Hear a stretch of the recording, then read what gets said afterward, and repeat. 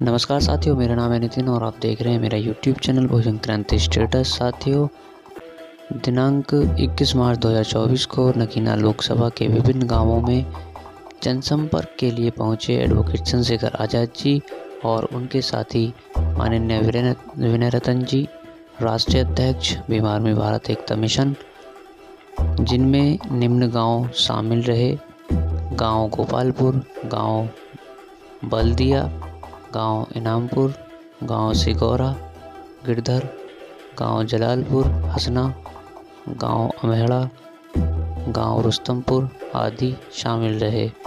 साथियों, आज चंद्रशेखर जी अपना पर्चा दाखिल करने पहुंचे, लेकिन वहां के प्रशासन में कुछ खामियों के कारण आज उन्हें खाली हाथ ही बिना पर्चा दाखिल किए बिना लौटना पड़ा।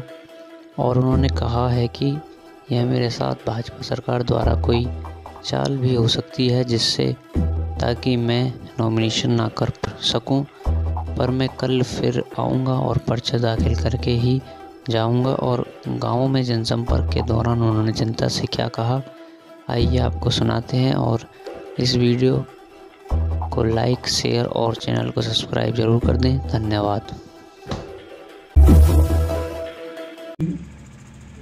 मैं जब गलती करता हूं तो माफी मांग लेता हूं। मुझे आपके गांव में 4 बजे आ जाना चाहिए था, लेकिन आज हम लोग नॉमिनेशन करने चले गए और वहां काफी समय चला लग गया। इस वजह से मैं 4 बजे ना के 8 बजे के लगभग आपके गांव में आया। लेकिन मैं आपको सच कह रहा हूं, मैं आराम नहीं कर रहा था, मैं काम ही करने गया था, क्योंकि मैं समझता हूं कि अब समय आराम का बचा नहीं।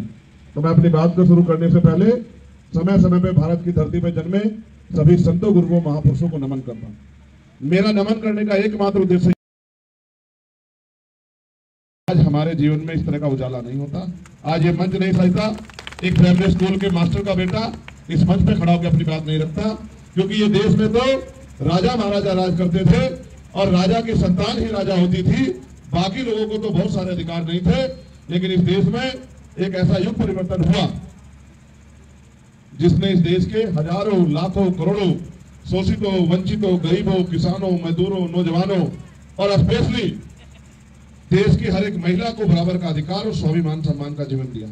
मेरे प्यारे भाइयों बहनों, जिसने हमारे लिए एक इंच भी, एक दिन भी काम किया है, हमें उसके एहसान को नहीं भूलना। उनसे वार्ता कर रहा था और इधर भी मेरे बहुत सारे छोटे भाई बैठे हैं, खड़े हैं, और इधर भी, कि दुनिया में कोई भी क्रांति बिना लोगों की जिम्मेदारी उठाए, बिना असंतोष को क्रांति के रूप में बदले, बिना असंतोष को हजारों लाखों लोगों तक विचार की ताकत से पहुंचाए बिना पूरी नहीं हुई। याद करो, राष्ट्रपिता ज्योतिबा फुले जब अपने एक साथी की शादी में चले गए, मन में इच्छा है कि वो आत्महत्या। हमारी भी ताकत बने, हमारी भी हैसियत बने, क्योंकि काशीराम साहब कहते थे, जिनका दल नहीं होता उनके पास बल नहीं होता, जिनके पास बल नहीं होता उनकी समस्याओं का हल नहीं होता। हम इस देश में तमाम तरह की समस्याओं से घिरे हुए हैं और हमारी समस्याएं खत्म होने की बजाय बढ़ती जा रही।